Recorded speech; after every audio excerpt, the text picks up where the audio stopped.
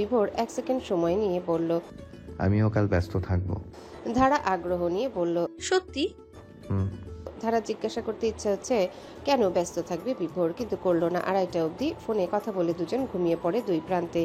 Mayor Razzak রহমানের মেয়ের বিয়ের ইনভাইট রক্ষার্থে এসে ধারার চোখ কপালের সাথে হাত।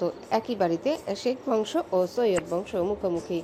সাফায়েত সামিদ ভ্রুজোড়া কুচকে ফেলে বাদল এবং তার বাবা সৈয়দ দেলোয়ার হোসেনকে দেখে। বাদল সাফায়েতকে জিদ দেখিয়ে উল্টো দিকে হাঁটা শুরু করে। সাফায়াতের শরীর জ্বলে উঠল। ইচ্ছে হয় এক্ষুনি গিয়ে বাদলের ঘাড়ের চামড়া ছিঁড়ে নিতে কামড় দিয়ে, কিন্তু করলো না।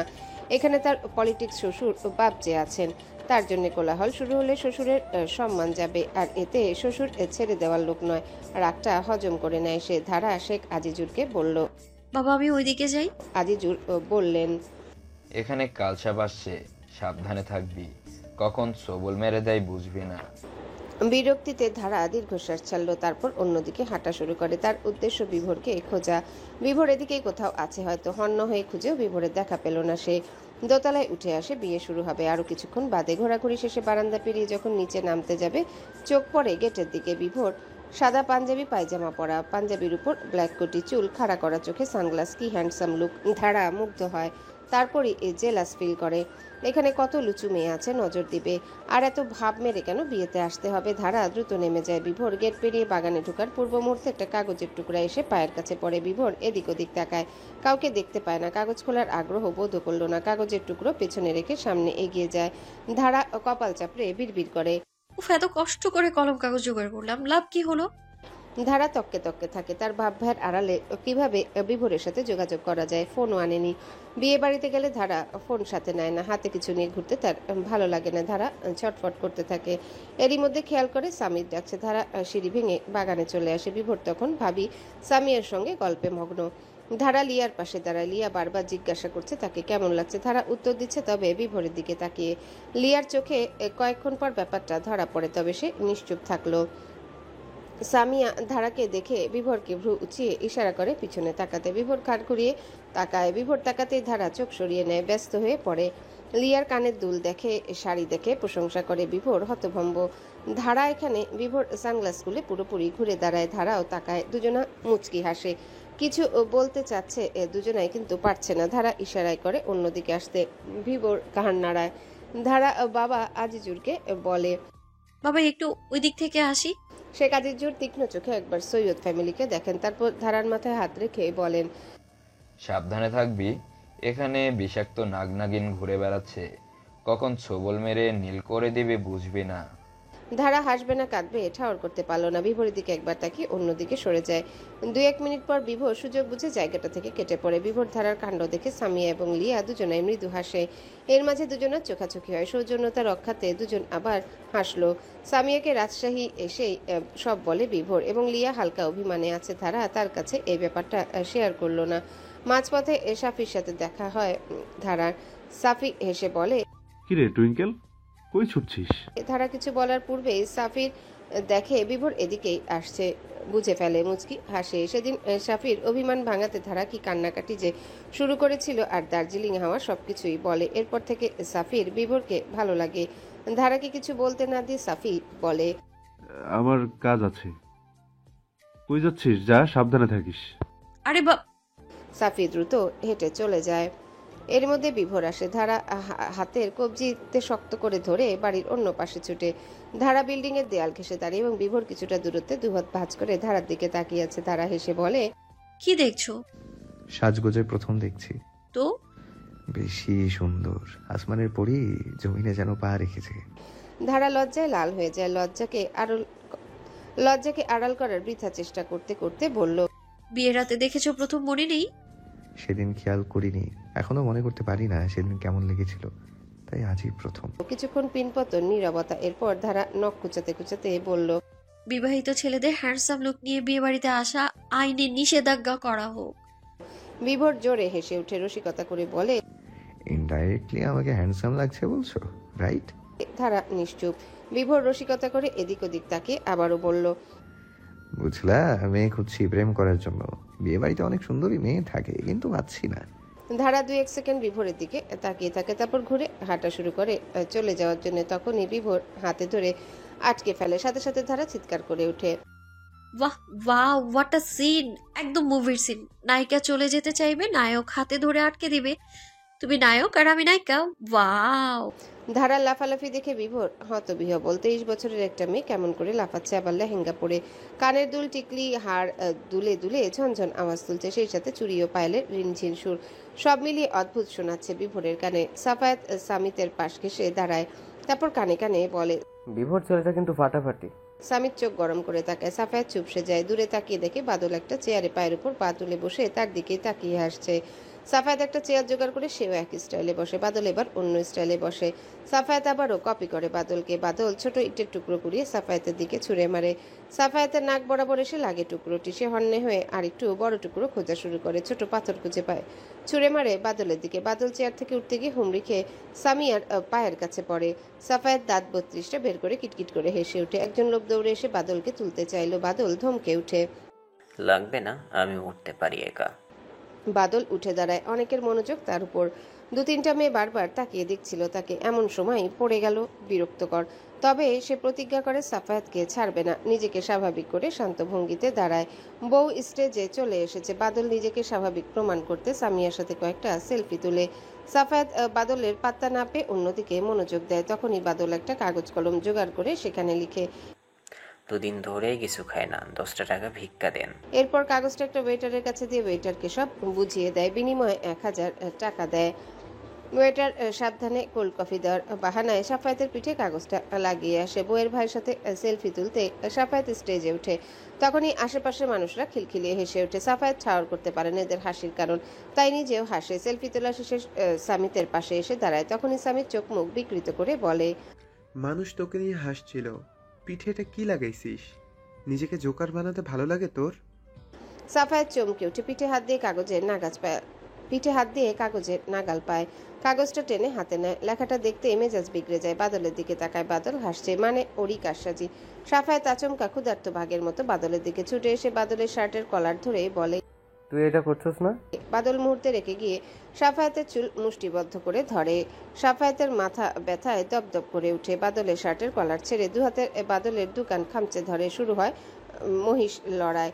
বাদলের চাচাতো ভাই সৈয়দ দেলোয়ার, শেখ আজিজুর, সামিত একে একে সবাই যুদ্ধে নেমে পড়ে। শেখ আজিজুর চেঁচিয়ে বলেন, হারামজাদা বাদল্লা, আমার ব্যাটারে স্যার, নাইলে তোর 14 গোষ্ঠীরে জেলে পুরে দিব। আমি এক সময় খ্যাতিমান আইনজীবী ছিলাম, ভুলে যাস না। সৈয়দ দেলোয়ার হুঙ্কার ছাড়েন, বাপের বেটা হলে করে দেখা, জন্ম তো দিছিস কয়টা বেজাত বেটা বেটি। দেলোয়াইয়া রে, আর একটাও কথা বলবি না। তুই চুপ থাক। বদলের মা, তুমি আমাদের ড্রাইভার সূর্যের জুতাটা নিয়ে আসো, ওর জুতায় অনেক গন্ধ। সৈয়দ লাইলা আটকে ওঠেন। 2 ঘন্টা জার্নি করে বাড়িতে যেতে হবে। তিনি কাঁদো কাঁদো হয়ে বলেন, পারবো না। মুহূর্তে বিয়ে বাড়িতে শুরু হয় কোলাহল, বিশৃঙ্খলা। সামিত ইতিমধ্যে কল করে পুলিশ ডেকে নেয়। সাংবাদিকরা মুহূর্তে সারা দেশে খবর ছড়িয়ে দেয় মেয়ের বিয়ে, তাই তারা তককে তককে ছিল। 1-2 সাংবাদিক আরো রস মিশিয়ে বলছেন, মেয়ের বাড়িতে 2 পরিবারের সংঘর্ষ। আমাদের ধারণা এরা পাগলা গারদ থেকে মুক্তিপ্রাপ্ত আচরণ, তাই বলছে। এখন অবধি কেউ নিহত হয়নি, তবে খুব দ্রুত হবে আশা করা যাচ্ছে। বিভোর প্রায় অনেকক্ষণ যাবৎ এদের সামলানোর চেষ্টা করছে, কিন্তু পারছে না। বিভোরের চাচাতো বড় ভাই আশফাক আর সামিতকে দেখে মনে হচ্ছে এরা কুস্তিতে লড়তে নেমেছে। বাদল এবং সাফায়াত সেই যে চুলে আর কানে ধরেছে, ছাড়ার নাম নেই। সেই সাথে মুখে তো বিকৃত কথা আছে। ধারার বাবা আর বিভোরের বাবা বিরামহীনভাবে তর্ক করে যাচ্ছে। শিক্ষিত মানুষেরা এমন হয়, 3-4 জন ছাড়া কেউ আটকাতেও আসছে না। ভিডিও করাতে ব্যস্ত সবাই। সম্মানিত মেয়র সাহেব শিওর 2 ফ্যামিলির নামে মানহানির মামলা করবেন। গেটে পুলিশকে দেখে বিভোর সরে যায়। দূরে বসে দুহাত মাথায় ঠেকিয়ে দীর্ঘশ্বাস ফেলে। সামিয়ার কাছে অনেকবার সে শুনেছে এই 2 পরিবার নিয়ে নাকি বিচারও হয়েছে। শপিং মলের সামনে এবং আরেকবার কাঁচা বাজারের সামনে রক্তারক্তি কাণ্ড করেছে। তাই ধারা অসহায় দৃষ্টিতে বিভোরের দিকে তাকায়। চোখে তার হারমানা দৃষ্টি। বিভোর এত কিছু দেখার পরেও ধারাকে ইশারায় আশ্বস্ত করে বলে, সব ঠিক হবে।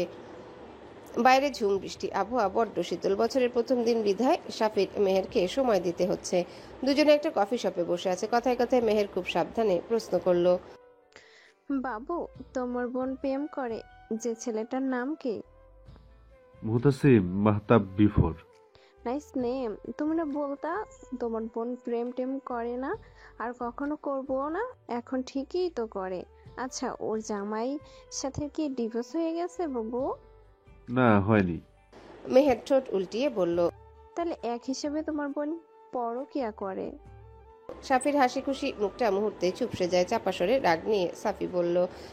কি বলছো তুমি? কাকে নিয়ে কথা বলছো? কার সামনে বুঝতে পারছো? মেহের সাফির রাগ অগ্রাহ্য করে। সাফি আবারও ক্রোধ নিয়ে বলল। যে ছেলের সাথে প্রেম করে ওই ছেলেই ওর হাজবেন্ড। মেহের কফিতে মাত্র চুমুক দিয়েছে, তখনই সাফির এমন কথাতে মুখ থেকে কফি ছিটকে সাফির শার্টে পড়ে।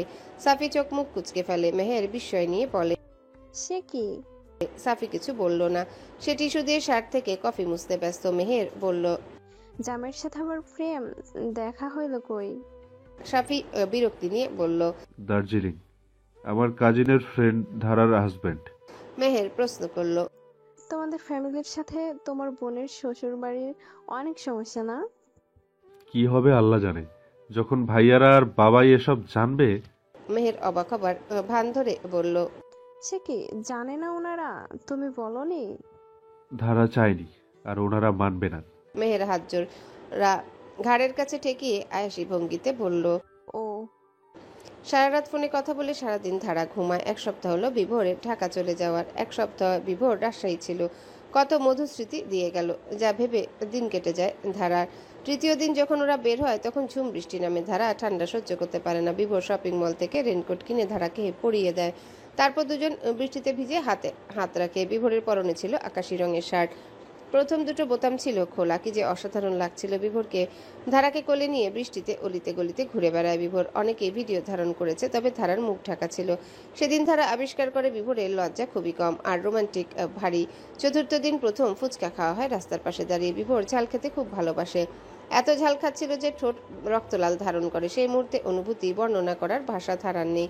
সাধারণত ছেলেরা মেয়েদের রূপে বারবার মুগ্ধ হয়, আর ওদের বেলায় উল্টো, বেশি মুগ্ধ হয় ধারা। আসবো পরি? সাফায়েতের ডাকে ধারা সম্বিত ফিরে হেসে বলে। আসো ভাইয়া। সাফায়েত ধারার পালঙ্কের এক কর্ণে বসে। তারপর ধারাকে বলল। প্রেম টেম করিস নাকি? ধারা ভারী চমকালো, তারপর নিজেকে তাতস্থ করে বলল। হঠাৎ এমন মনে হবার কারণ? সাফায়েত হেসে বলল। ইদানিং রাত 2টা-3টায় তো রুমের সামনে দিয়ে যাওয়ার পথে ফিসফিসানি শুনতে পাই। আমি শিওর প্রেম করছিস। ধারা বুঝে যায় অস্বীকার করার পথ নেই। মিথ্যা কথা সাজাতেও পারছে না, তাই বুকে সাহস নিয়ে বলে। করি, বাট প্লিজ কে সে জানতে চেও না আপাতত। সময় হলে আমি বলবো, প্রমিস। সাফায়েত ব্যথিত ভাব নিয়ে বলল। যা বাবা, আগেই না করে দিলি। আমিও আরও যাকে কাউকে ভালোবাসি সেটাই অনেক। এবার বিয়েটা হবে, খুব দ্রুত সময়টা নিয়ে আয়। অপেক্ষায় আছি তোর বিয়ের। ধারা হাসলো। সাফায়েত উঠতে গিয়ে আবারও বসে পড়ে। ধারার দিকে তাকিয়ে বলল। ওইটা যারে ভালোবাসছে সে কিন্তু অনেক লাকি পার্সন। দেখতে এখন ইচ্ছে হচ্ছে, তবুও ধৈর্য ধরলাম। দ্রুত তার সাক্ষাৎ পাবো আশা করি। ধারা মাথা কাত করে বলল। অবশ্যই। সাফায়েত রুম থেকে বেরিয়ে যাবার পথে বলল। যত ইচ্ছে ফোনে কথা বল, বিলা আমার। ধারা এবার জোরে হেসে ফেলে। সাফায়েতও হেসে বেরিয়ে যায়। এরপর মাইশা আসে ধারার সঙ্গে আড্ডা দিতে। গত এক সপ্তাহ আড্ডা দিতে পারেনি। পরিবারের সবার মন খারাপ ছিল। মেয়রের মামলাতে ফেসে যায় ওরা। মামলা নিয়ে অনেক কাহিনী হয়, সেসব সামলাতে গিয়ে পরিবারের প্রত্যেকটা সদস্য হিমশিম খায়। গতদিন সব ঠান্ডা হয়, মীমাংসা হয়। এলাকায় মুখ দেখানো দায় এখন। জানুয়ারি মাসের মাঝামাঝি সময়, তখন আকাশ আগুন রাঙা, সূর্য ডুবেছে ধীরে ধীরে। ধারা এক পলকে তাকিয়ে আছে সূর্যের দিকে। সূর্যের চারপাশ আগুনের গোলার মতো জ্বলজ্বল করছে। ফোনের রিংটোনে ধারা সম্বিত ফিরে। ফোনের স্ক্রিনে দেখে বিভোরের নাম। ধারা রিসিভ করলো। হ্যালো। সারাদিন যে কল করনি? রাতে না আমাদের ঝগড়া হলো, তো কল কেন করব? বিভোর হাসলো, বলল। এখনো রেগে আছো? ধারা কিছু বলল না। বিভোর বলল। শোনো না, আজ কি হলো? আমার সিনিয়র অফিস কলিগ প্রপোজ করেছে। বলেই বিভোর হো হো করে হেসে ওঠে।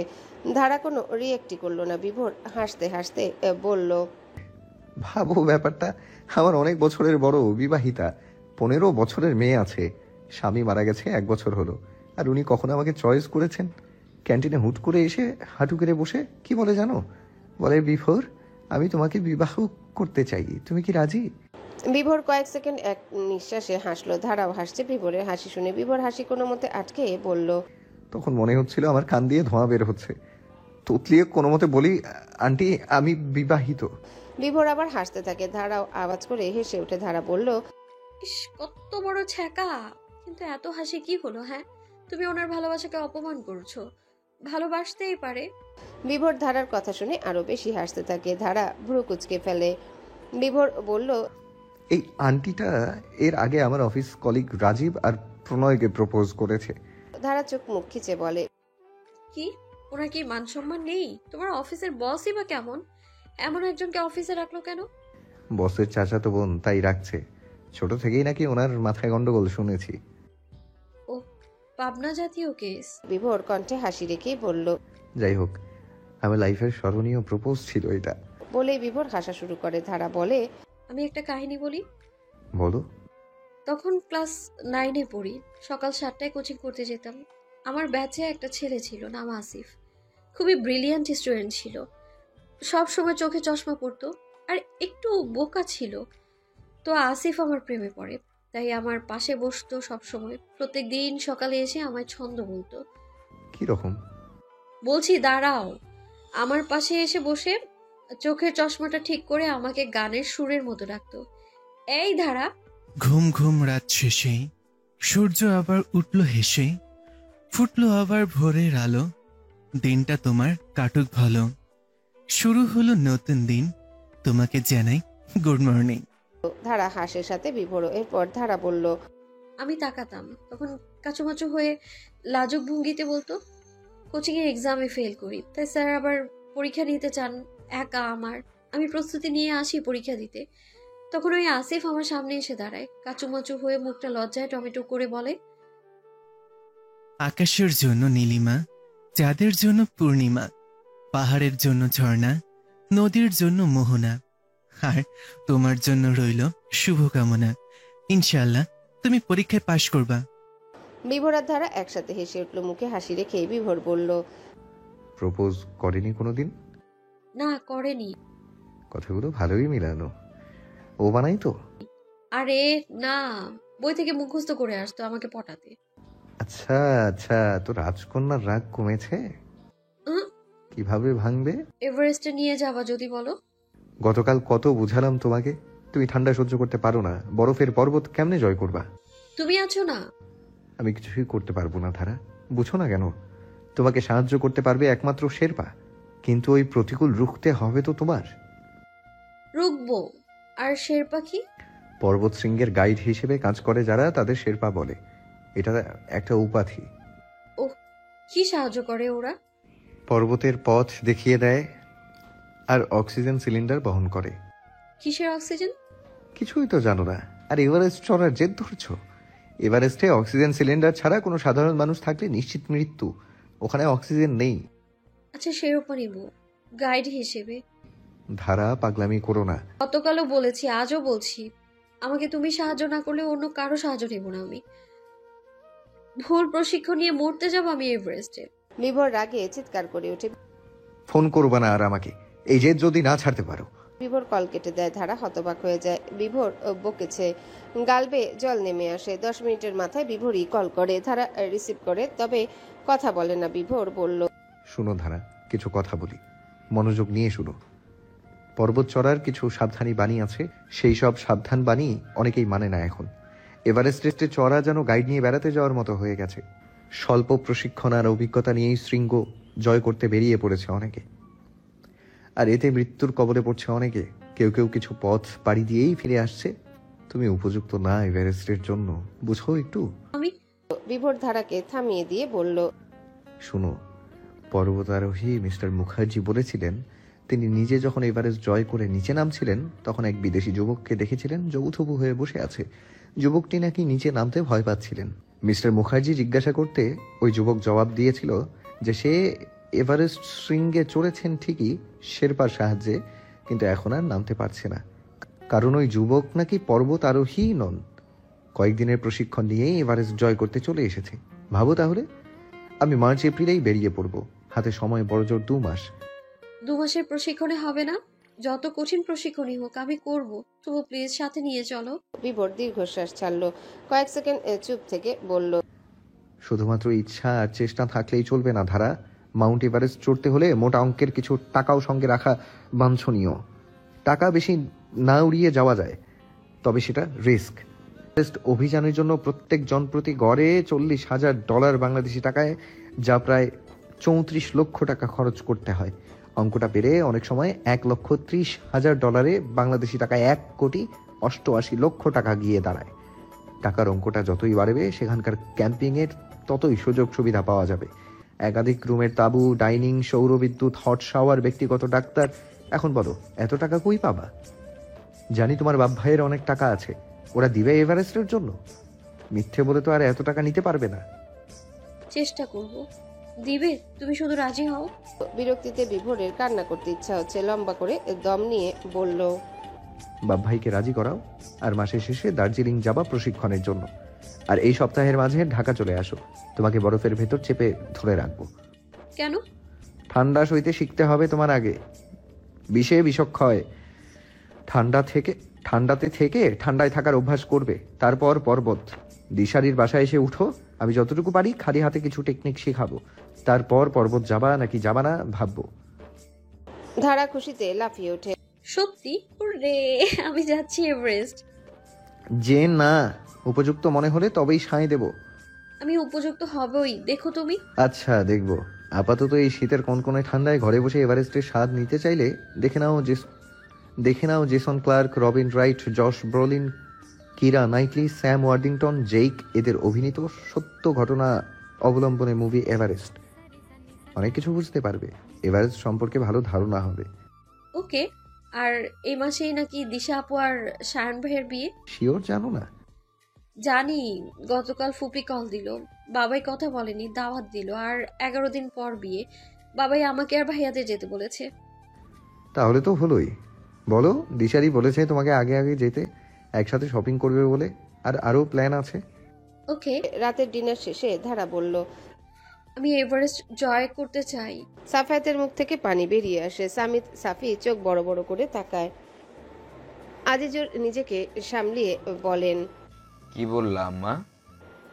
ধারা চোয়াল শক্ত করে সাফায়াতের দিকে তাকায়, তারপর গলা নরম করে আজিজুরকে বলল, আমি এভারেস্ট চড়বো, মাউন্ট এভারেস্ট জয় করে ফিরবো। আমার টাকা দরকার, প্লিজ বাবাই দিবে, প্লিজ। সামিত ধারার মুখ দেখে বুঝে ধারা সিরিয়াস। সামিতের মাউন্ট এভারেস্ট নিয়ে ধারণা নেই। সে কণ্ঠে চমকানো ভাব নিয়ে বলল, সিদ্ধাতুল, তুই সিরিয়াস? ধারা ভাইদের রিয়াক্ট দেখে কেঁদে দিবে অবস্থা। সত্যিই কেঁদে ফেলে। প্লিজ ভাই, আমি কড়া প্রশিক্ষণ নিয়ে উপযুক্ত হব, তারপরই যাব, প্লিজ। ধারার চোখের জল দেখে সবাই চুপসে যায়। এলিয়া মুখে বলে, ধারা যখন চাইছে বিয়ে দেন বাবাই। লিয়া মুখ খুলে সে কাজে জোরে স্তব্ধ হয়ে তাকিয়ে আছেন। ধারা ঢোক গেলে কিছু কথা সাজিয়ে নেয়। এভারেস্ট নিয়ে কিছু বানোয়াট গল্প শুনে ভাইদের আর বাবাকে, যা থেকে বোঝা যায় এভারেস্ট আসলে কঠিন কিছুই না, টাকা বেশি দিলে নিরাপত্তা নিশ্চিত। সাফায়াত বলল, কত টাকা? ধারা মাথা চুলকাতে চুলকাতে সবাইকে এক নজর দেখে নেয়, তারপর বলল, 40 লক্ষ হলেই হবে, চাইলে 1 কোটিও দিতে পারো। সাফির হিচকি উঠে মাইশা পানি এগিয়ে দেয়। সামিত বলল, এত টাকা দিয়ে কি হবে? জিনিসপত্র কিনতে হবে, পারমিট নিতে 17 লক্ষ লাগে, শেরোপাদের টাকা দিতে হয়, আবার অক্সিজেন সিলিন্ডার কিনতে হবে, এর আগে প্রশিক্ষণ নিতে হবে, 20,000 ফুট উচ্চতায় ওঠার অভিজ্ঞতা অর্জন করতে গিয়ে তো টাকা লাগবে, আরো অনেক কিছু। আজিজুর তার 3 ছেলে একজন আরেকজনের দিকে তাকায়। ধারার দম আটকে আসছে মনে হচ্ছে। যদি না করে দেয় ধারা দ্রুত উঠে দাঁড়ায়, মায়ের মাথায় হাত রেখে দ্রুত বলে ফেলে, এভারেস্ট থেকে ফেরার পর আমার কাছে বিনিময় যা চাইবা তোমরা, আমি তাই দেব। এই যে আম্মুর মাথায় হাত রেখে বলছি আমি। তিব্বিয়া খাতুন আকস্মিক ঘটনায় হতভম্ব হয়ে যান। তিনি ঝটকা মেরে ধারার হাত সরিয়ে দেন। ধারা দৌড়ে এসে আজিজুরের পায়ে পড়ে বিলাপ করে ওঠে, বাবাই প্লিজ প্লিজ আমাকে অনুমতি দাও না, টাকাটাও দাও। ভাবো, তোমার মেয়ে এভারেস্ট জয় করে ফিরছে, কত সাংবাদিক আসবে, নিউজে খবর ছড়াবে, সবাই বলবে সে আজিজুরের মেয়ে, কত কিছু হবে তাই না? এই যে আমি তোমার সম্মান নেই সমাজে, তখন আমি জয়ী হয়ে ফিরলে সম্মানে আকাশে উঠতে পারবা, আর সৈয়দ বাড়ির মানুষরা বুঝবে তুমি কেমন হীরের টুকরো মেয়ে জন্ম দিয়েছো। প্লিজ বাবাই প্লিজ, আমি প্রমিস করছি বিনিময় যা বলবো আমি তাই শুনবো। ধারার কথা আজিজুরের মনে লাগে। তিনি মেয়েকে তুলে বললেন, ওকে যা দেব, জয়ী হয়ে ফিরবি, তখন দেখিস ওই সৈয়দ বংশের মুখে কি চুলকানিটা পড়ে। হ্যাঁ, যে মেয়েকে তারা দূরসাই ভাবে, সে মেয়ে এভারেস্ট জয় করে ফিরবে, ভাবা যায়? শেখ আজিজুরের চোখে ভেসে ওঠে সৈয়দ দেলোয়ার শেখ আজিজুরের পায়ে পড়ে তার মেয়েকে বউ করতে চাইছে। উফ, ভাবতেই বুকটা ফুলে যাচ্ছে গর্বে। ধারা খুশিতে গদগদ হয়ে বাবাকে সালাম করে, এরপর বলে, আমি কাল ঢাকা যেতে যাচ্ছি বাবা। দিশাপু কল করছিল, কয়দিন পর তো বিয়ে, আমাকে একটু আগে থেকেই চাইছে পাশে। যা, সাবধানে থাকবি। এভারেস্ট বিশ্বব্যাপী সব বয়সী মানুষের কাছে চরম উত্তেজনার মাপকাঠি। ধারা ছুটছে এভারেস্ট চূড়ার উপযুক্ত হওয়ার লক্ষ্যে। উত্তেজনায় তরতর করে কাঁপছে ভেতরটা। এই তো গতকাল রাতেই সে স্বপ্ন দেখে বিভোর এবং সে বাংলাদেশের পতাকা হাতে নিয়ে এভারেস্ট চূড়ায় দাঁড়িয়ে আছে, ঠোঁটে জয়ের হাসি। তখনই ঘুমটা ভেঙে যায়। ট্রেন এসে থামে ঢাকা রেল স্টেশনে। ট্রেন থেকে নেমে বিভোরের মুখটা দেখতে পায়। এই মুখটা এত প্রিয়, ধারা লোকচক্ষু পরোয়া না করে দৌড়ে এসে ঝাঁপিয়ে পড়ে বিভোরের বুকে। বিভোর মৃদু হেসে জড়িয়ে ধরে। কয়েকজন লোক চোখাচোখে দেখছে। বিভোর ধারার মাথায় হাত রেখে বলে, এখনই ভিডিও কল করা শুরু হয়ে যাবে মানুষের। তোমার ভাইয়েরা দেখলে এভারেস্ট চড়া কিন্তু আর হবে না। ধারা দ্রুত সরে যায় বিভোরের থেকে। বিভোর হেসে ধারার লাগেজ হাতে নেয়, তারপর ধারার হাতে ধরে সামনে এগোতে থাকে। পথিমধ্যে তাদের অনেক কথোপকথন হয়। রিকশায় ওঠার পর বিভোর বলল, জিন্স ছেড়ে সালোয়ার কামিজ পরছো কবে থেকে? ধারা মৃদু হেসে চুল কানে গুজে বলল, কয়েকদিন। বিভোর সূক্ষ্ম চোখে ধারাকে দেখে আগাগোড়া। ধারা লজ্জা পাচ্ছে খুব, তাকাচ্ছে না সরাসরি, চুল খোলা। বিভোর কণ্ঠে অবাক ভাব রেখে বলল, চুল খোলা? ধারা অভিমানী কণ্ঠে বলল, কেন, ভালো লাগছে না? বিভোর হেসে ধারার কোমর দুহাতে জড়িয়ে ধরে বলল, খুব। ধারা উত্তরে কিছু বলল না। বিভোর বলল, এত লজ্জা পাচ্ছ কেন? এমন লজ্জা তো দুইবার দেখাতেও পাওনি। ধারা চোয়াল শক্ত করে বলল, কচু পাচ্ছি। দিশারির বাড়িতে ধারাকে রেখে বিভোর ফ্ল্যাটে আসে। কাল থেকে ধারাকে নিয়ে নতুন করে শুরু করতে হবে নতুন যাত্রা। রাত 10টার দিকে কলিং বেল বেজে উঠল। বিভোর খাওয়া ছেড়ে দরজা খুলে দেখে ধারা লাগেজ নিয়ে দাঁড়িয়েছে পিছনে দিশারি। বিভোর কিছু বলে ওঠার পূর্বে ধারা গম করে বলে উঠল, বরের ফ্ল্যাট থেকে ফুপির বাড়ি কিছুতেই থাকবো না। কথা শেষ করে বিভোরকে ঠেলে বেডরুমে ঢুকে ঠাস করে দরজা বন্ধ করে দেয়। বিভোর হতবুদ্ধি হয়ে যায়। দিশারির দিকে তাকিয়ে বিড়বিড় করে, মেয়েটা এত পাগল আর ছিড়ি কেন? দিশারি ফিক করে হেসে ফেলে, তারপর অন্য রুমে ঢুকতে ঢুকতে বলল, আমিও থাকছি তোর বাসায়। দিশারি রুমে ঢুকে দরজা বন্ধ করে দেয়। বিভোর চেঁচিয়ে উঠল, আজব, আমি কই থাকবো? বিভোর অসহায় দৃষ্টি নিয়ে কয়েক সেকেন্ড রুমের দরজা দেখে, তারপর আবারও খেতে বসে। তখন আবার দরজার করাঘাত। বিভোর বিরক্তিতে অনুভূতি শূন্য হয়ে পড়ে। দরজা খুলতেই হুড়মুড়িয়ে সায়ন ঢুকে এদিক ওদিক তাকিয়ে বলে, বিভোর বলল, দিশারা নাকি আসছে? কইও। কেন? ঝগড়া লাগছে, হুমকি দিছে, বিয়ে নাকি করবে না। ফেসবুক, ইনস্টাগ্রাম, হোয়াটসঅ্যাপ সবকিছুতে ব্লক করে দিছে বালটা। কি করছিস তুই? কিছুই করি নাই, হুদাই। শিওর কিছু করিসনি? সায়ন আর চোখে বিভোরের দিকে তাকায়, তারপর ফিসফিসিয়ে বলল, এক্সের সাথে একটু দেখা করে ফেলছে ভুলে ভালে, ওইটাই কিভাবে জানি জেনে গেছে। বিভোর বাঁকা হেসে টেবিলে এসে বসে, এরপর বলল, হারামি, তোরে জুতা দিয়ে পেটানো উচিত। আর হবে না। ওরে গিয়ে কইও। রুমেই। সায়ন ধারা যেই রুমে সেই রুমের দিকে এগোয়। বিভোর নবাবী চালে ধমক মেরে বলল, ওই, এই রুমে আমার রত্ন, তোটা ওইটায়। সায়ন কিঞ্চিত ভ্রু বাঁকায় বলে, ধারা আসছে। সায়ন আর কিছু বলল না। মাথা চুলকাতে চুলকাতে দ্বিতীয় রুমের সামনে এসে আদুরে গলায় টেনে ডাকলো, আমার দিশা, দরজাটা খুলো না। ওপাশ থেকে চিৎকার আসে, হারামি, তুই এখানে কেন আসছস?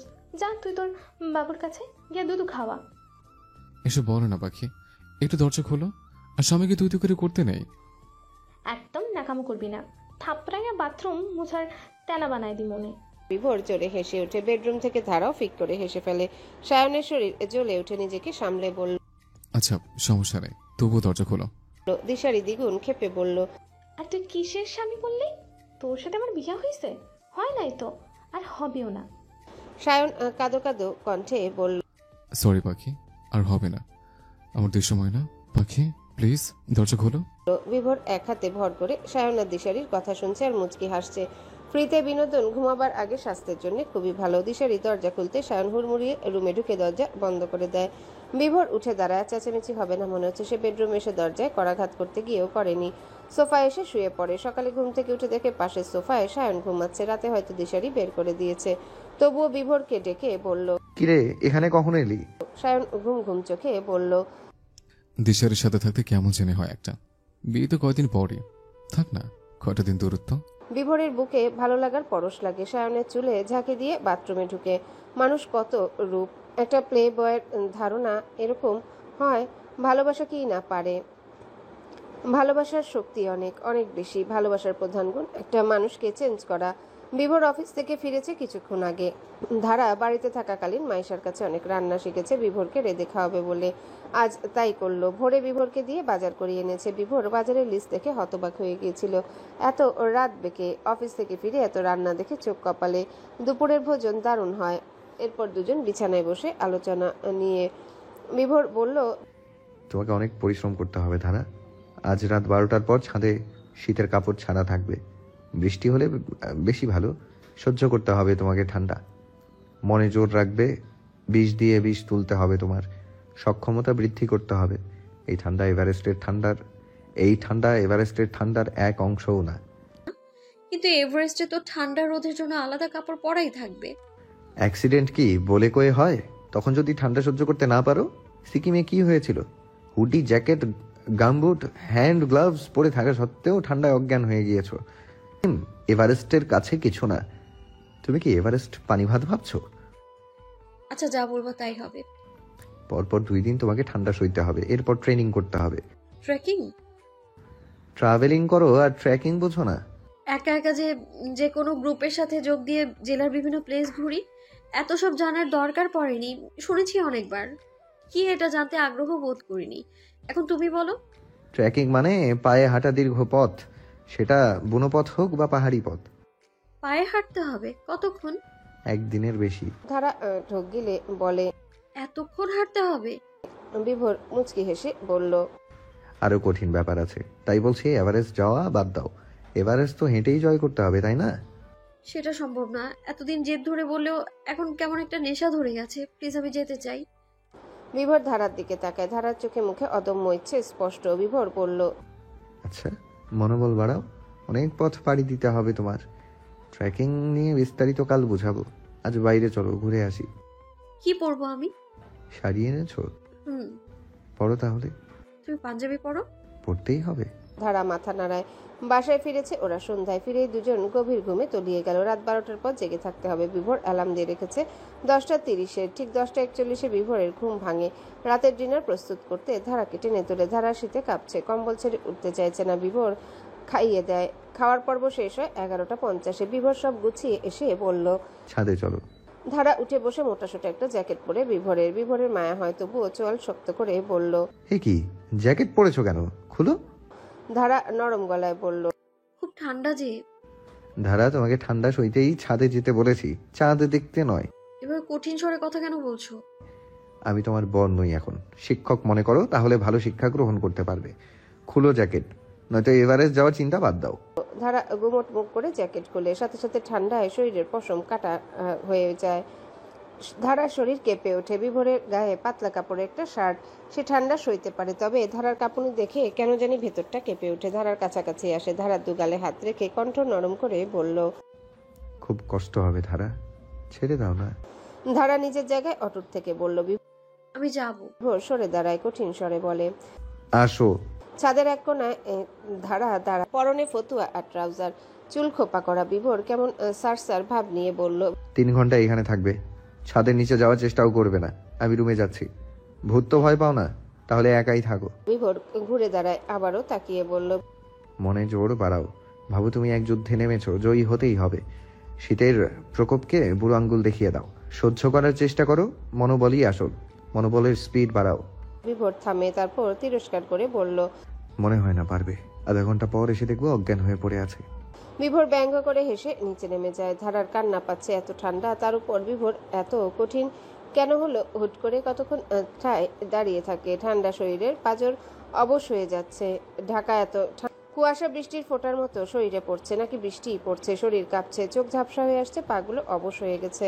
ধারা চোখ বন্ধ করে বড় করে নিঃশ্বাস ফেলে। মনোবল বাড়াতে হবে। সে ছাদে হাঁটা শুরু করে বিড়বিড় করে, ঠান্ডা লাগা যাবে না। দুনিয়াতে ঠান্ডা বলতে কিচ্ছু নেই। আমার ঠান্ডা লাগে না। যা ঠান্ডা, যা, ভয় পাই না আমি তোকে। যা যা। 30 মিনিট বক বক করে ধারার মুখে ফেনা উঠে গেছে। বৃষ্টি হচ্ছে। ভিজে জুবুথুবু হয়ে গেছে সে। মৃত মানুষের ন্যায় হাত পা ঠান্ডা বরফ। 2 ঘন্টা পার করে দেয় হাত পা নাড়াচাড়া করে। আরো 1 ঘন্টা বাকি, কিন্তু মাথাটা ভারী হয়ে এসেছে, মনোবল ধরে রাখা যাচ্ছে না। ধারা চাপা কান্নায় ভেঙে পড়ে, কিছুতে আর সহ্য করা যাচ্ছে না। বিভোরও ছেড়ে চলে গেল। একটু থাকলে কি হতো। ধারা শরীর গরম করতে দৌড়াতে থাকে ছাদে। ছাদটা অনেক বড়, এক পাশে এসে হাঁটাহাঁটি করছে, দৌড়াচ্ছে। এবার অন্য পাশে আসে, সেখানে বিভোর। সে বিভোরকে দেখে চমকে ওঠে। বিভোর রেলিংয়ে হেলান দিয়ে তার দিকেই তাকিয়ে আছে। কখন আসলো? যখন অন্য পাশে গেল ধারা, তখন হয়তো এসেছে। ধারা পাত্তা দিল না, আবার এসে নিজের জায়গায় দাঁড়ায়। দাঁতে দাঁত লেগে গেছে ঠান্ডায়। 3 ঘন্টা পূর্ণ হতে আরো 20 মিনিট বাকি। তখনই ধারার শরীর অবশ হয়ে আসে পুরোপুরি। বিভোর দ্রুত এগিয়ে আসে, ধারাকে 2 হাতে জড়িয়ে ধরে বুকের সাথে। ধারা অনুভব করে বিভোরের শরীরটা অনেক ঠান্ডা। কতক্ষণ হলো মানুষটা ছাদে এসেছে। ধারা চোখ তুলে বিভোরের দিকে তাকায়, বিভোরও তাকায়। বিভোরের চোখ দুটি লাল। ধারা কাপা হাত বিভোরের গালে রেখে বলল, কেঁদেছো কেন তুমি? কথার সাথে ধারার নিঃশ্বাস আছড়ে পড়ে বিভোরের মুখে। বিভোর ঠোঁটে হাসি টেনে বলে, কই না তো। তোমার গলাটাও কাঁপছে, কাঁদছিলে কেন? বিভোর আচমকা ধারাকে শক্ত করে বুকের সাথে জড়িয়ে ধরে, জোরে নিঃশ্বাস নেয় কান্না আটকাতে। সে কখনো কাঁদে না সহজে। ধারা বিভোরের পিঠে হাত বুলিয়ে বলল, এখন আর কষ্ট হচ্ছে না আমার? এত বড় ছেলে কাঁদে? হ্যাঁ। বিভোর ভাঙা ভাঙা গলায় বলল, আমার সামনে শীতে কাঁদছিলে, কেমনে সহ্য হবে আমার। ধারা হেসে ফেলে। বিভোরের চোখে চোখ রেখে বলে, ওলে বাবা, এত ভালোবাসা! বিভোর ধারাকে পাজা কোলে করে তুলে নেয়। ধারার মুখে, হাতে, ঘাড়ে, গলায় বিন্দু বিন্দু পানি জমেছে। পানির ফোঁটাগুলো ফর্সা গায়ে মুক্তোর মতো মনে হচ্ছে। ঠোঁট দুটো বারংবার কেঁপে উঠছে। ধারা 2 হাতে বিভোরের গলা জড়িয়ে ধরে। বিভোরের কপাল ছড়িয়ে ভেজা চুল। মাদকতা কাজ করছে হৃদয়ের গভীরে। সর্বাঙ্গে হচ্ছে শিহরণ। বৃষ্টিতে, শীতল বাতাসে প্রেম প্রেম ঘ্রাণ। আচ্ছা, প্রেমের ঘ্রাণ আছে। বিভোর ঠোঁট ধাবিত করে ধারার দিকে। ফ্ল্যাটে এসে ধারাকে নামিয়ে দেয়। ধারা লজ্জায় চুপসে গেছে। ঠান্ডাটা অনুভব হচ্ছে না একটুও। বিভোর অন্যদিকে ফিরে বলে, চেঞ্জ করে নাও। ধারা ঢুকে এক রুমে, বিভোর অন্য রুমে। বিভোর ট্রাউজার পরে গলায় তোয়ালে জড়িয়ে কফি নিয়ে আসে ধারার রুমে। ধারার পরনে আকাশি রঙের কটনের কামিজ, গায়ে ওড়না নেই। ভেজা চুল বেয়ে টুপটুপ করে পানি পড়ছে। বিমোহিত হয় বিভোর। গভীর রাত, নিশ্চুপ চারিপাশ। প্রেমময় আবেদন করা নাড়ছে বুকের গভীরে, হৃদয়টায়। মনে চলছে উত্তাল অবাধ্য ঢেউ। এ কি তোলপাড়, এ কি অনুভূতি! দুটি মানুষের প্রথম পরিচয় অনুভূতির সাথে। যন্ত্রণাময় চমৎকার সুখ অনুভূতি। বিভোর চোখ বন্ধ করে গোপনে শ্বাস নেয়। এরপর বলল, কফি নাও, শরীর চাঙ্গা হবে। ধারা কাপা হাতে কফি নেয়। বিভোর এরকম খালি গায়ে দাঁড়িয়ে আছে কেন? থাকলে থাকুক, তার কেন এমন হচ্ছে? বিভোর নিজের কফি রেখে গলা থেকে তোয়ালেটে হাতে নিয়ে ধারার পিছনে দাঁড়ায়। চুল মোছনি কেন? ধারা কিছু বলার পূর্বে বিভোর ধারার চুল মোছা শুরু করে। ধারার হাত কেঁপে ওঠে। কফি পড়ে যেতে নিলে দ্রুত ধরে ফেলে। ধারার সব চুল এক পাশে করে দেয় বিভোর। কামিজের গলা অনেক বড় বিধায় পিঠের অনেক অংশ উন্মুক্ত।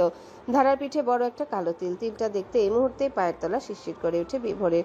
নিঃশ্বাস নেওয়াও দায় হয়ে পড়েছে। বিভোর হাত বাড়ায়, পরক্ষণে কি মনে করে সরিয়ে নেয়। রাত এত ভয়ঙ্কর মনে হচ্ছে কেন? বুকে একই তোলপাড়, মাঝে কি এক অদৃশ্য দেয়াল। বিভোর কয়েক সেকেন্ড যাবৎ ঠায় দাঁড়িয়ে আছে।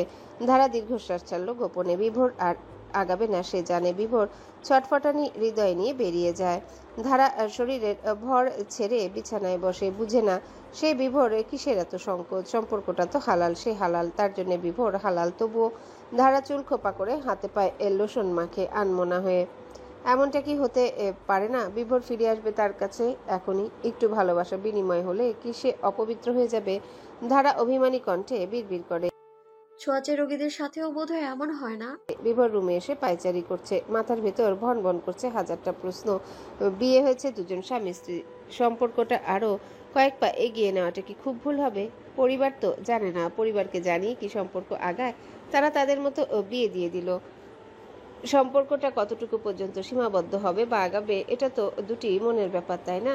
বিভোর পা বাড়ায় ধারার কাছে যাওয়ার জন্য। আবারও পিছিয়ে যায়। সেদিন সে বড় মুখ করে বলেছিল পরিবারকে না মানিয়ে দুজন দাম্পত্য জীবন শুরু করবে না। এখন পা বাড়ালে কথা দুরকম হয়ে যাবে না? বিভোর মাথা চেপে বসে পড়ে। প্রেমিকা হলে বোনকে মানানো যেত, বিয়ে হয়নি। কিন্তু ধারা যে বউ, 3 বার কবুল বলে নিজের করা বউ। চিন্তায় বিভোরের কপালে রগ ভেসে উঠে। কাঠ হয়ে দাঁড়ায়। দ্রুত পায়ে হেঁটে এসে বেডরুমে। ধারা নত হয়ে গুমট মুখ করে বসে আছে। বিভোর কণ্ঠে শিহরণ নিয়ে বলল, না করেছিলাম ভেজা চুল খোঁপা করতে। বিভোরের কণ্ঠস্বর নিঃশব্দ, মৃদু আলো রুমটায় বারবার প্রতিধ্বনিত হতে থাকে। ধারা চোখ তুলে তাকায়। বিভোর এগিয়ে এসে ধারার চুলের খোপা খুলে দেয়। মুহূর্তে ধারার হৃৎপিণ্ডে অনুভূতির হামলা শুরু হয়। বিভোরের ছোঁয়া কণ্ঠ অন্যরকম ঠেকছে, সত্যি ফিরে এসেছে। ধারা লজ্জায় পালাতে ইচ্ছা করছে। ধারা উঠে চলে যেতে নেয়, বিভোর আটকায়। ধারা কোনো মতে বলল, ঘুমাবো না? বিভোর পেছন থেকে ধারার কোমর দুহাতে পেঁচিয়ে ধরে, ধারার ঘাড়ে চিবুক রেখে বলল, এক রাত নির্ঘুম কাটালে কিছু হবে না। ধারার রগে রগে উষ্ণতা ছড়িয়ে পড়ে, হালকা কেঁপে বলল, কি হয়েছে তোমার? বিভোর কিছু না বলে ধারাকে কোলে তুলে নেয়। এরপর বলল, বিভোর ধারার নাকে নাক ঘষে বলল, আজ বরং আমি বৃষ্টি হয়ে নামি। বৃষ্টিতে ভিজলে জ্বর হয় আমার। সব বৃষ্টি একরকম হয় না। কাছে জানালা ভেদ করে এক টুকরো মিষ্টি রোদ ছপাত করে ধারার মুখে পড়ে। ধারা আড়মোড়া ভেঙে চোখ খুলে রোদের দিকে তাকিয়ে মৃদু হাসে। তখন অনুভব হয় কেউ একজন আষ্টেপৃষ্টে শরীরের সাথে মিশে আছে। ধারা হতচকিত হয়ে ঘাড় ঘুরে তাকায়। বিভোর এক সেকেন্ড সময় নিয়ে মনে পড়ে রাতের কথা। সর্বাঙ্গে তীক্ষ্ণ শীতল স্রোত বয়ে যায়। বিভোর তখন নড়ে ওঠে। ধারা লজ্জায় দ্রুত চোখ বুজে। বিভোর চোখ খুলে ধারার ঘুমন্ত মুখ দেখতে পায়। ধারার গালে কপালে চুমু দিয়ে সময় দেখে 12টা 20 বাজে। অফিস ভেস্তে গেল। গোসল সেরে রান্নাঘরে ঢুকে বিভোর। গতকাল দুপুরে ধারা এত রেঁধেছে যে এখনো রয়েছে অনেক। খাবার গরম করা শেষে রুমের সামনে এসে দেখে দরজা লাগানো। ধারা ওপাশ থেকে সাড়া নেই। গোসলে গিয়েছে বোধহয়। কিছুক্ষণ পর আবারও এসে ডাকে, সাড়া নেই। বিভোর ভ্রু কুচকে আবারও ডাকলো, এই ধারা কথা বলো। ওপাশ থেকে ধারা বলল, খুলতে পারবো না। কেন? জানি না। বিভোর চোখ ছোট ছোট করে কি ভাবে তা পরে হাসে বলল, লজ্জা পাচ্ছ? সাড়া নেই। বিভোর আবারও বলল, খেয়ে নাও, পরে সারাদিন দরজা বন্ধ করে বসে থাকো। নিশ্চুপ। এই ধারা খেয়ে নাও প্লিজ, অনেক বেলা হয়েছে তো। গোসল করেছো? আচ্ছা এবার খেয়ে নাও, খাবার আনছি আমি, দরজা খুলো। বিভোর আবার রান্নাঘরে ঢুকে। ধারা দেওয়া স্টাইলের মতো বসে আছে বিছানায়। লজ্জায় হাত পা কাঁপছে। বারবার রাতের কথা মনে পড়ছে। কি করে বিভোরের সামনে দাঁড়াবে? চোখ খিচে বিড়বিড় করে, মরেই যাবো চোখের দিকে তাকালে। রক্ষা করো আল্লাহ। বিভোর খাবার নিয়ে এসে দেখে দরজা লাগানো। সে টেবিলে খাবার বেড়ে কোমরে এক হাত রেখে কিছুক্ষণ হাসে। ধারা যেদি একরোখা এক কথায় বের হবে না, দরজাও খুলবে না। বিভোর বলল, আমি বের হচ্ছি ধারা, তুমি খেয়ে নিও। বিভোর দরজায় আওয়াজ করে যাতে ধারা বুঝে সে বেরিয়ে গেছে। এরপর পা টিপে অন্য রুমে এসে চুপটি মেরে বসে থাকে। মিনিট 10 পর বেডরুমের দরজা খোলার আওয়াজ পায়। ধারা উকি দিয়ে দেখে সত্যি বিভোর গেছে নাকি। না, নেই। ধারা টেবিলে এসে বসে। তখনই বিভোর বেরিয়ে আসে। ধারা অবাক হয়, তাকে বোকা বানানো হয়েছে। খাবার ছেড়ে পালাতে নেয়। বিভোর পথ আটকায়, ভ্রু উঁচিয়ে আদেশ করলো, বসো। ধারা ঢোক গিলে কাচুমাচু হয়ে বসে। বিভোর পাশের চেয়ারে বসতে বসতে বলল, দুপুর 1টা বাজে, তাই স্ন্যাক্স করিনি। গতকালের খাবার বেঁচেছিল, গরম করেছি। দাও, প্লেটটা দাও, এবার হাঁ করো। ধারা চোখ নিচে নামিয়ে হাঁ করে। বিভোর হাসলো, কিছু বলতে গিয়ে বলল না।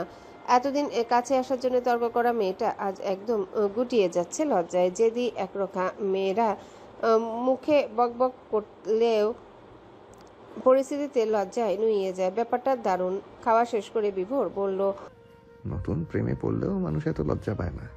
ধারা কিছু বলল না, নখ খোঁচাচ্ছে। বিভোর খালি গায়ে এখনো বেডরুমের দিকে পা বাড়ায় শার্ট আনার জন্য। তখন ধারা চোখে পড়ে বিভোরের পিঠে, ফর্সা পিঠে কয়েকটা খামচির দাগ। ধারা তাৎক্ষণিক নিজের নখের দিকে তাকায়, কত বড় বড় কেটে ফেলতে হবে। বিভোর শার্ট পরে আসে। ধারার কপালে চুমু এঁকে বলল, শাড়িতে কি দারুণ লাগে তোমাকে জানো? এখন থেকে শাড়ি পরবে। ধারা মাথা নাড়ায়। বিভোর ধারাকে নিয়ে বারান্দায় আসে। দোলনায় বসে ধারাকে বুকে জড়িয়ে নেয়। দোলনা মৃদু তুলছে। বিভোর ধারার মাথায় হাত বুলিয়ে দিতে দিতে বলল, আগামীকাল ছুটি নিব অফিস থেকে, ট্রেকিং এ বের হতে হবে। ধারা মুখ তুলে বিভোরের দিকে তাকিয়ে বলল, কোথায় ট্রেকিং হবে? কুমার পর্বত। প্রথম শুনলাম। কর্ণাটকের মধ্যে দ্বিতীয় উচ্চতম শৃঙ্গ হচ্ছে কুমার পর্বত। এখানে ট্রেকিং করাটা সবচেয়ে কঠিন। যেহেতু সময় কম, এখানে ট্রেকিং করাটাই সুবিধা। তবে আরেকটা ব্যাপারও ভাবছি। কি? তোমার তো ট্রেকিং করা হয়নি কখনো। বান্দরবানের কেওক্রাডং আর বগালে ট্রেকিং করে তারপর কুমার পর্বত যাওয়া যায়। এটাই ভালো। এর আগেও দুবার আমি কেওক্রাডং আর বগালে গিয়েছি। সুন্দর, খুব সুন্দর। তবে দার্জিলিং এর কাছে কিছুই না। কিন্তু তোমার তো বেশি ছুটি লাগবে, দিবে অফিসে? জানি না, দরকার পড়লে অফিস ছেড়ে দেব। এমনিতেই সামনে অনেকগুলো দিন অফিসে যেতে পারবো না। অফিসের কর্তৃপক্ষের সাথে কথা বলবো আমার লক্ষ্য নিয়ে। তারপরেও যদি রাখতে চায় তো রাখলো, নয়তো বাদ। ধারা কিছু বলল না। বিভোর বলল, ট্রেকিং বেশ ঝুঁকিপূর্ণ ও দুঃসাহসী অভিযান, তাই ট্রেকিংয়ের পোশাক হতে হয় আরামদায়ক ও টেকসই। আবার পাহাড়ি রাস্তায় জুতা পিছলে যাওয়ার আশঙ্কা থাকে, তাই জুতা বা স্যান্ডেল বাছাইয়ের সময় যেসব জুতা পিছলে যাবে না সেগুলো নিতে হবে। তারপর খাবার দাবার, তাঁবু, ম্যাপ, প্রাথমিক চিকিৎসা সামগ্রী, প্রয়োজনীয় প্রসাধন সামগ্রী নানা কিছুই সঙ্গে নিতে হয়। আর এই সব কিছু বহন করার জন্য দরকার ট্রেকিংয়ে উপযুক্ত ব্যাকপ্যাক। এত সব নিতে হলে বড় ব্যাগ লাগবে, আর বড় ব্যাগ নিয়ে সারাদিন কেমনে হাঁটা সম্ভব? সব ব্যাকপ্যাকই ট্রেকিংয়ের জন্য উপযুক্ত নয় ধারা।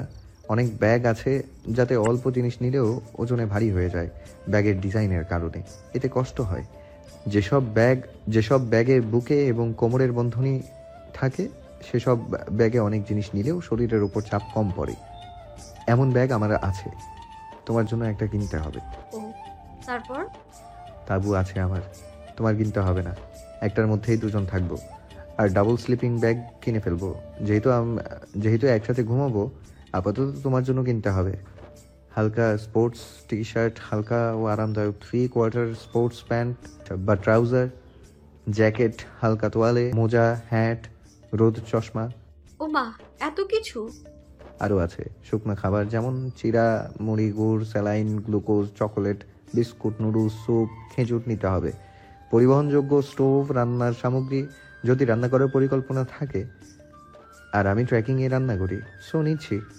টয়লেট্রিজ যেমন বাস, paste, hand sanitiser, tissue, trekking stick, মশার হাত কয়েল, দেয়াশলাই বা লাইটার, এতটুকুই।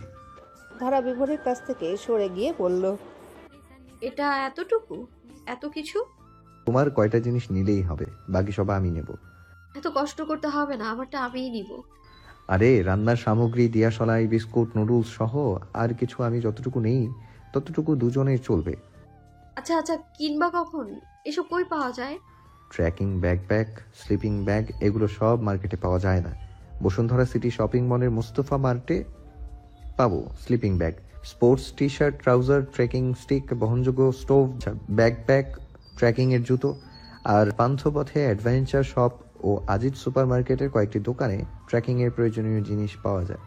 বসুন্ধরা সিটি, নিউ মার্কেট, গুলিস্তানের স্পোর্টস মার্কেট ও স্টেডিয়াম মার্কেটে স্পোর্টস টি শার্ট, ট্রাউজার, মোজা, জুতা পাওয়া যায় আমার জানা মতে। আচ্ছা, তাহলে কাল দিন পর মানে বুধবার বের হচ্ছি। কাল রাতে বের হব, এরপর দিন সকাল থেকে ট্রেকিং চলবে। আচ্ছা, কাল তো অফিস যাব, আজ চলো ট্রেকিং এর জিনিসপত্র কিনে ফেলি। চলো। বিভোর উঠে দাঁড়ায়, ধারা আগে এগোয়। বিভোর আঁচল টেনে ধরে আটকায়। ধারা চিৎকার করে, ওয়াও, পুরো মুভির মতো হলো বলে লাফানোর কথা ছিল, কিন্তু করলো না। লজ্জায় কুকড়ে যায়। বিভোর ধারাকে জড়িয়ে নেয়, নিজের দিকে ফিরিয়ে বলল, 30 মিনিট পর বের হব। ধারা মাথা নত করে নরম গলায় বলল, তোমাকে অন্যরকম ভেবেছিলাম। সারাক্ষণ তো ফোনে বলতে এই মুভির হিরোটা এত রোমান্টিক, ওই মুভির হিরোটা এত রোমান্টিক, আর এখন একটু ছুঁইলেই আমি অন্যরকম। হ্যাঁ, ধারা ঠোঁট কামড়ে হেসে বিভোরের বুকে আলতো করে কিল দিয়ে জড়িয়ে ধরে। রাতে 2:30 বাস বান্দরবনের উদ্দেশ্যে যাত্রা শুরু করেছে 11টায়। বিভোর এবং ধারা এক চাদরের ভেতর। বিভোরের বুকে মাথা রেখে চোখ বুজে আছে ধারা। দার্জিলিং যাওয়ার পথে দুজন দু সিটে ছিল, আর আজ কতটা কাছে। কিছুক্ষণ পর ধারা চোখ খুলছে। বিভোর নিচু স্বরে বলল, ঘুমাও। এভাবে আর কতক্ষণ বুকের সাথে চেপে রাখবে? বিরক্ত লাগছে না? বিভোর ধারার কপালে চুমু এঁকে বলল, মনে হচ্ছে দুনিয়ার সবচেয়ে সুখী মানুষটা আমি। ধারা মৃদু হাসলো। বিভোরের চোখের চাহনিতে এত নেশা। ধারা জোরে নিঃশ্বাস নেয়, তারপর বিভোরকে শক্ত করে জড়িয়ে ধরে। বিভোর শক্ত করে জড়িয়ে ধরে বলল, তুমি একটা প্রেমের সমুদ্র গড়েছ নিজের অজান্তে, যে সমুদ্রের অতলে ডুবে চলেছি দিনকে দিন। গভীরতা কমে না, যেন বেড়েই চলছে। ধারার বুকে নাম না জানা অনুভূতির উত্তাল ঢেউ বয়ে যায়। আরো শক্ত করে খামচে ধরে বিভোরকে। ছেড়ে দিলে যেন উড়ে যাবে এত প্রেম, এত ভালোবাসা। বাসে প্রায় মিনিট 20 ধরে একটা বাচ্চা কাচ্ছে। বিভোর শুরু থেকে খেয়াল করছে। একজন বৃদ্ধার কোলে বাচ্চাটি, সামনের সিটে একজোড়া যুগল। কথাবার্তায় বোঝা গেল বাচ্চাটির পিতামাতা এরাই। বৃদ্ধা এদের কি হয়? বাচ্চাটিকে বৃদ্ধার কাছে গছিয়ে দিয়ে নিজেরা ঘুমোচ্ছে। বৃদ্ধার হাবভাব দেখে বোঝা যাচ্ছে তিনি অনেক কষ্টে আছেন, সামলাতে পারছেন না বাচ্চাটিকে। বিভোর ধারাকে আস্তে করে ডাকলো। ধারা। ধারা বিভোরের বুক থেকে মুখ না তুলেই বলল, বাচ্চাটিকে নিয়ে আসবো আমাদের কাছে। ধারা মুখ তুলে তাকায়। বিভোর আঙ্গুলের ইশারা করে বাচ্চাটিকে দেখায় আর বলে, ওনার হয়তো খুব কষ্ট হচ্ছে বাচ্চাটিকে রাখতে। ধারা কিছু না ভেবেই বলল, ওকে। ওনাকে কি বলে সম্বোধন করব? আন্টি না দাদু? তোমার চেয়ে দ্বিগুণ বয়স মনে হচ্ছে, দাদুই ডাকো। বিভোর গলাটা খ্যাক করে পরিষ্কার করে হাত নাড়িয়ে ডাকলো হাই বেবি। বাচ্চাটি সহ বৃদ্ধা তাকায়। বিভোর হাসে, তারপর বলল, আসসালামু আলাইকুম দাদু। বৃদ্ধা কিছুটা ভড়কে গেল। এত বড় দামড়া ছেলে এমন হেসে কথা বলছে কেন? তিনি জোরপূর্বক হাসি টেনে বলল, ওয়ালাইকুম আসসালাম। বিভোর বলল, বেবিটার নাম কি? খুব কিউট তো। ইমদাদুল বিভোর। বিভোর ধারা চমকায়। ধারা বাচ্চাটার দিকে তাকায়, ঠোঁট দুটো রক্তের মতো লাল, বিভোরের মতো। ধারা বলল, আপনার হয়তো কষ্ট হচ্ছে বাচ্চাটিকে রাখতে, আমার কাছে দিন, গল্প করি আমি ওর সাথে। বৃদ্ধা দ্বিধায় পড়ে। সামনে সিটে থাকা বাচ্চাটার মাকে ডেকে জিজ্ঞাসা করলো দিবে নাকি। সে অনুমতি দেয়। বিভোরের আগে ধারা বাচ্চাটাকে কোলে নেয়, চাদরের ভেতর নিয়ে বলল, হাই ছোট বিভোর। উত্তরে বাচ্চাটি অপলক চেয়ে রইল ধারার মুখের দিকে। বিভোর তাকিয়ে দেখছে আর হাসছে। ধারা কেমন উৎফুল্ল হয়ে উঠেছে বাচ্চাটাকে নিয়ে। ধারা বাচ্চাটাকে আবারও বলল, কি দেখছো? বাচ্চাটা ভাঙা ভাঙা গলায় বলে উঠল, মাম্মা। ধারার ভেতরটা নড়ে ওঠে। বাচ্চাটাকে এত আপন লাগছে কেন? বিভোরের নামের সাথে এবং ঠোঁট ও গায়ের রঙের সাথে মিল বলে হয়তো। ধারা বাচ্চাটাকে বুকের সাথে মিশিয়ে জড়িয়ে ধরে। বিভোর দুহাতে বাচ্চাটা সহ ধারাকে জড়িয়ে ধরে বলে, কি হয়েছে? ধারা বিভোরের চোখের দিকে তাকিয়ে বলল, খেয়াল করেছো তোমার ঠোঁট আর ছোট বিভোরের ঠোঁট একদম একরকম? বিভোর হাসলো, বলল, আমার জন্মের আগে আম্মা আব্বা চেয়েছিল একটা সুন্দরী মেয়ে হোক। হয়ে গেছি আমি। তবে ঠোঁট লাল ছিল আর গায়ের রং ছিল ধপধপে, চোখের পাপড়ি ছিল ঘন। আমাকে মেয়ে বলে চালানো যেত। জন্মের পর 3 দিন আম্মা আব্বা যখনই আমাকে দেখতো মগ্ন হয়ে দেখতো, বিভোর হয়ে দেখতো। তাই নামও রেখে দেয় বিভোর। তবে বড় হওয়ার সাথে সাথে ওসব সৌন্দর্য চলে গেছে। ধারা হাসলো, বলল, বাচ্চাটাকে আমার খুব আপন লাগছে, পুরো যেন তুমি একটা ছোট্ট বিভোর। বিভোর রসিকতা করে বলল, তোমার জায়গায় যদি দিশারি হতো ও কি বলতো জানো? কি বলতো?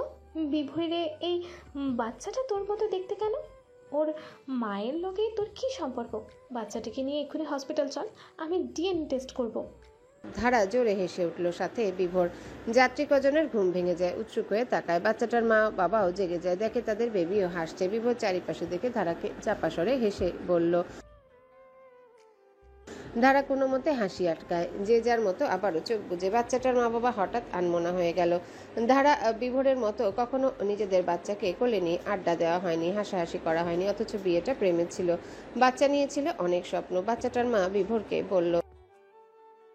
ধারার মুখটা চুপসে যায়। বিভোর বাচ্চাটাকে এগিয়ে দেয়। ধারা মুখ গোমট করে বিভোরের বুকে মাথা রাখে। ধারার গায়ে চাদরটা ভালো করে টেনে দিয়ে ফিসফিসিয়ে বলল, এভারেস্ট থেকে ফিরে একটা ছোট বিভোর আর ধারা ঘরে নিয়ে আসবো, প্রমিস। ধারা হেসে শক্ত করে জড়িয়ে ধরে বিভোরকে। বিভোর বলল, ছোট বিভোর হবে লাল ঠোঁটের অধিকারী আর ছোট ধারা হবে শয়তানের নানি। ধারা চোখা করে বলল, কি বললা? আরে বলছি মানে ওই তো বিয়ে ঠিক করলেই তোমার মতো পালাবে। ধারা আহ্লাদিত হয়ে বলল, এভাবে পালাতে পালাতে যেন তোমার মতোই একটা বিভোরে দেখা পাই। আরে বাহ, ছেলেও চাও বিভোরের মতো, মেয়ের জামাইও? এসব কিছুই হবে না। হ্যাঁ, বিভোর এক পিসি। ওলে কি ভাবরে। বিভোর হেসে ধারার নাকে নাক ঘষে বলল, ওলে কি মিষ্টি রে। দুজনে হেসে উঠল।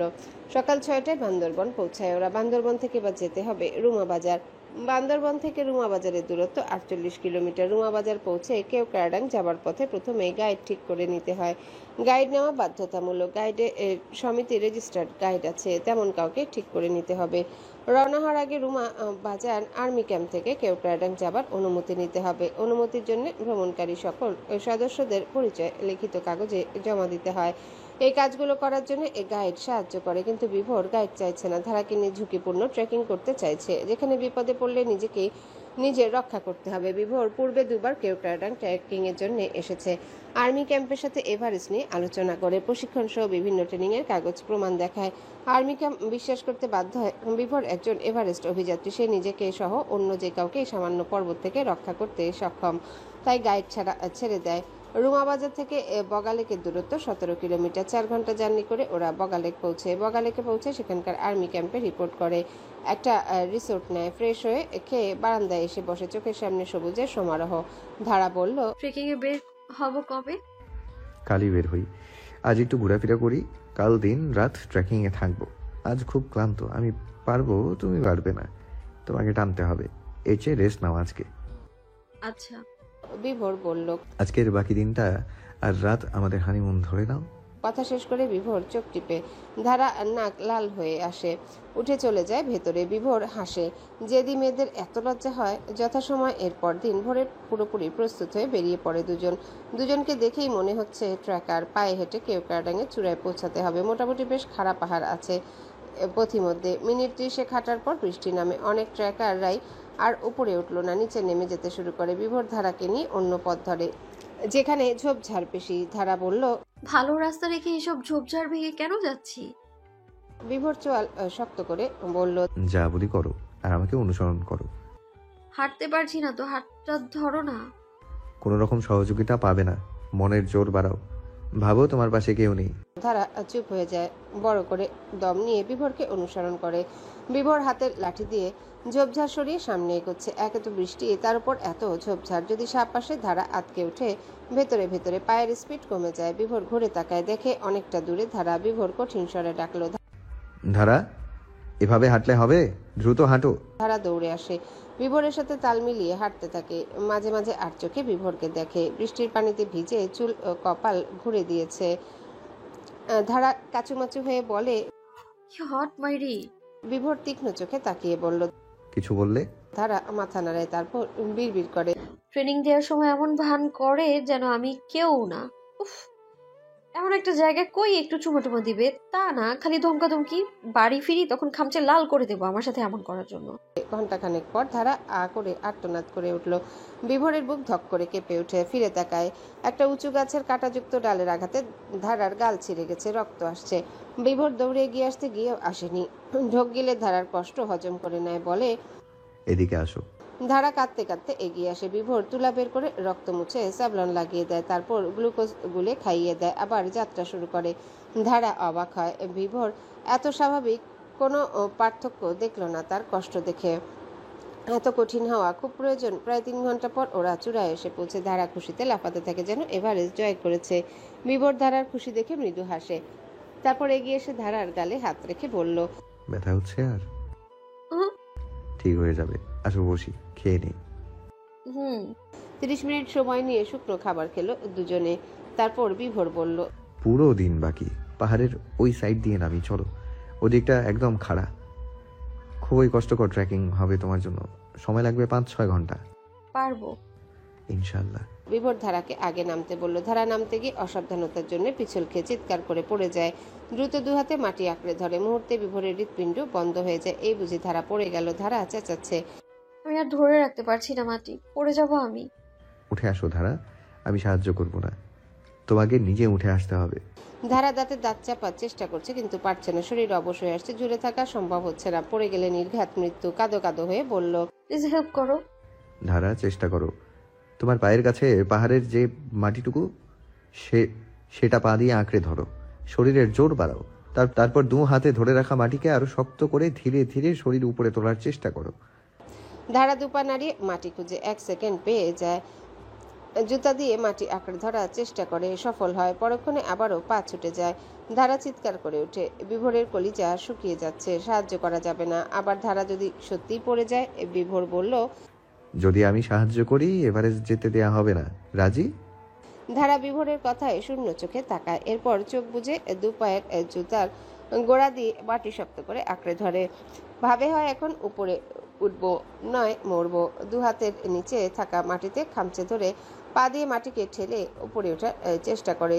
2-3 বার ব্যর্থ হয়। 4 বারের সময় উঠে আসে। শরীরের শক্তি ততক্ষণে শেষ। হেলিয়ে পড়ে বিভোরের বুকে। বিভোর ধারার মাথাটা কোলে নিয়ে বোতল থেকে পানি ঢালে মাথায়। শরীর গরম হয়ে গেছে ধারার। ভেজা মাটিতে নোংরা হয়ে গেছে জামা কাপড়, এত যে তবুও যাবে। বিভোর চুলে আলতো করে হাত বুলিয়ে দিতে দিতে বলল, কিছু সময় নাও, ঠিক হয়ে যাবে। মিনিট 20 পর পানি খেয়ে যাত্রা শুরু হয় নিচে নামার। ধারা বিভোরের সাহায্য ছাড়া নিজেকে বাঁচিয়ে রাখার চেষ্টা করে যাচ্ছে আপ্রাণে। কাঁটাযুক্ত বিভিন্ন গাছে হাত পা লেগে ছিঁড়ে যাচ্ছে, হজম করে নিচ্ছে ধারা সব কষ্ট। বিভোর চোখ কান খোলা রাখে, কখন না ধারা ছুটে যায় পর্বত থেকে। 2 ঘন্টা নামার পর ধারা আর পারছে না। সমতলে একটু জায়গা দেখে বসে পড়ে, দ্রুত নিঃশ্বাস ফেলছে। রোদ উঠেছে, সূর্যটা একদম মাথার উপর। শীতকালে সূর্য আরাম লাগার কথা, কিন্তু এত পরিশ্রমের জন্য উল্টো কষ্ট হচ্ছে। বিভোর স্যালাইন গ্লুকোজ বিস্কিট বের করে ধারাকে খাইয়ে দেয়। ধারা নিঃশ্বাস স্বাভাবিক হয়ে আসে। দুজন ব্যাকপ্যাক কাঁধে নিয়ে নামতে থাকে। অতিমধ্যে ধারা খুবই দুর্বল গলায় বলল, আমি আর পারছি না। কথা শেষ করে 5 সেকেন্ড পর ধারা শরীরের ভার ছেড়ে দেয়। পাহাড়ের ঘাস গুলমলতা থেকে হাত সরে যায়। বিভোর দ্রুত ধারার ব্যাকপ্যাক ধরে ফেলে। ধারা জ্ঞান হারিয়েছে। বিভোর শরীরের সবটুকু জোর দিয়ে ধারাকে কাছে নিয়ে আসে, তারপর কাঁধে তুলে নেয়। 7 মিনিট নামার পর সমতল জায়গা খুঁজে পায়, সেখানে ধারাকে নিয়ে বসে। বোতল থেকে পানি বের করে মুখে ছিটিয়ে দেয়। ধারা জাগে, তবে খুব দুর্বল, কথা বলার শক্তিটুকুও নেই। পিটপিট করে শুধু তাকায়। বিভোর মাথায় হাত বুলিয়ে বলল, মাত্র দুপুর, কিছুক্ষণ ঘুমিয়ে নাও, তারপর উপরে উঠে যাব। ধারা সত্যি খুব ক্লান্ত আর দুর্বল, চোখ দুটো ঘুম চাচ্ছে। বিভোরের কোলে মাথা রেখে চোখ বুজে এসে বিভোর কিছুক্ষণ মাথায় হাত বুলিয়ে দেয়। খেয়াল হয় ধারার হাত থেকে হালকা রক্ত বেরোচ্ছে। কখন আঘাত পেল বলেনি তো।